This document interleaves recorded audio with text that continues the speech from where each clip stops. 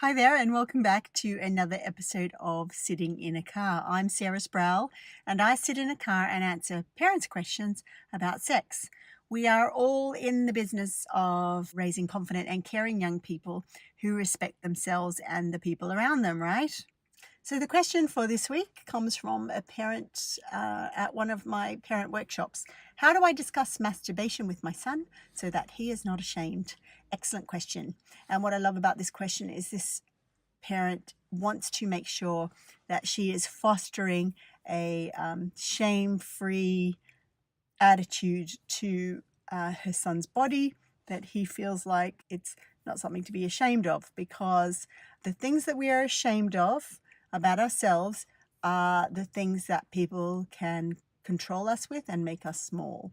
It means that we're less able to speak up for what we want. So when our children and our young people are able to claim their body for their own and appreciate it for what it is, then they are going to be more able to go out into the world and care for themselves by being respectful of their own needs and communicate those needs to other people in return. Okay, so how to discuss masturbation in a way that is not shaming or causing feelings of shame. First thing that I would say is start the conversation something like this. Oh, you're getting older now. So I know that in puberty, we start getting far more interested in other people. We might start having crushes on other people, and we might start getting sexual thoughts. And that can sometimes make us or want to touch our genitals because they feel so nice. And that's fine, but I'm just letting you know that in our house, the best place to do that is in the bathroom or is in the bedroom. So that way you can have your privacy to do what you would like to do with your body and no one will disturb you. And so you're couching it in a sort of a way that they're learning to care for themselves. They're finding a situation where they can touch their genitals or explore their body, whatever other parts of their body they want to explore, in a way that keeps it private so they're not disturbed. So you're phrasing it from that perspective.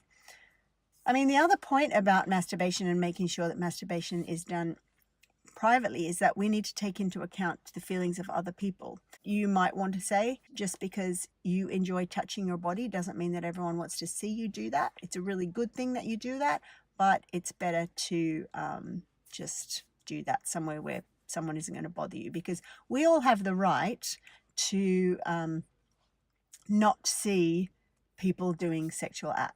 We have a right to that as the people living in the communal spaces around us all. So that's the sort of the push and pull about consent, that we have particular rights as individuals and the people around us also have particular rights, and sometimes those come into conflict. It will also be important to talk about the needs of the people around us or around our child, whoever we're talking about with masturbation, and just say that some people have a need for privacy.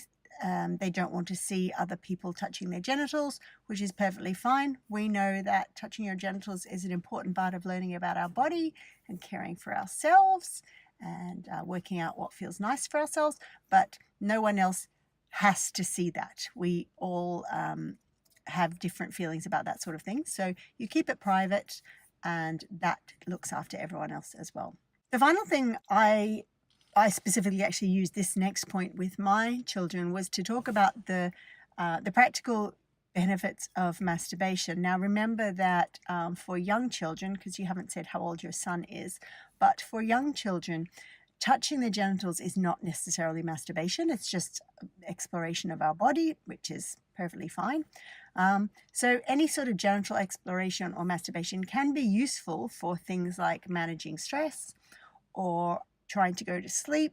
So you could talk about masturbation in that way as well. Matter of factly, like, oh, I didn't know this, but masturbation can sometimes help some people sleep. And I wonder if your body is like that too. But again, you know the thing about the talk.ie, right? Nothing that I suggest in these videos has to be done. It's all just possibility. It's all just ideas. You know your kid, you know yourself. And I am not in the business of trying to force you to do something that you don't want to do because you feel upset or worried or concerned about it. Because the talk.ie is based on the idea that consent in all things, and consent particularly even in our parenting, that we're not pushing ourselves to do things that make us feel awkward and unsure, because our children will be able to pick that up from us. And apart from which, it just doesn't feel like it treats us nicely when we're trying to push things on ourselves. So that's the answer to how do I discuss masturbation with my son so that he is not ashamed. And that's sitting in a car for another week, where I've answered a question to help you raise your confident and caring young person who respects themselves and the people around them. Bye for now.